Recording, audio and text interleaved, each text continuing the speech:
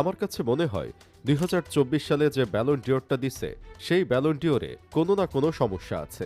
কইবেন এই কথা কেন কইলাম তাইলে শুনেন। সেই ব্যালন ডিওর পাইছে কে? রদ্রি। রদ্রির এখন কি অবস্থা? নাই, মার্কেটে নাই, মার্কেট আউট। ব্যালন ডিওর জয় কইরা বেচারা যেই কয়টা পার্টি করছে ততটা ম্যাচ আজ পর্যন্ত খেলতে পারে নাই, খালি ইনজুরি আর ইনজুরি। এখন বলেন ওই ব্যালন ডিওর পাওয়ার কথা আসিল কার? ভিনির। ভিনি ব্যালন পায় নাই, ২ নাম্বার হইছে, কিন্তু এখন ভিনির হাল কি? মার্কেট খারাপ, খুব খারাপ।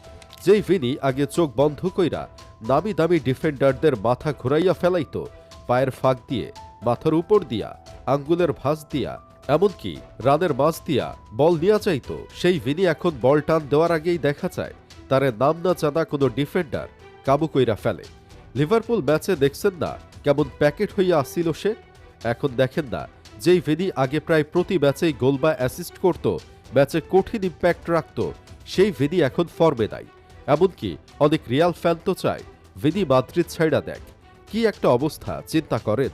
এই কারণে আসলে আমি ভিনি বা রদ্রি কাউকে দোষ দিতে চাই না, আসল দোষ ওই ব্যালন ডিওরের।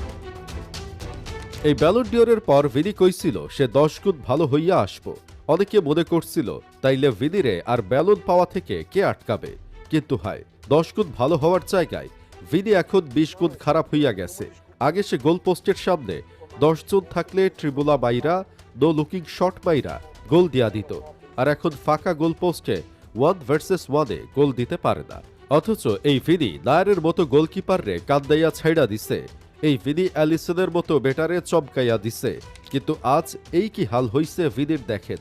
এখন সে গোল পোস্টের সামনে যাইয়া কনফিউজড হয়ে যায়, কি করবে? বল পায়ে গেলে দিশা হারাইয়া ফেলে, কারে পাস দিবে নাকি ডিরেক্ট শট করবে। এই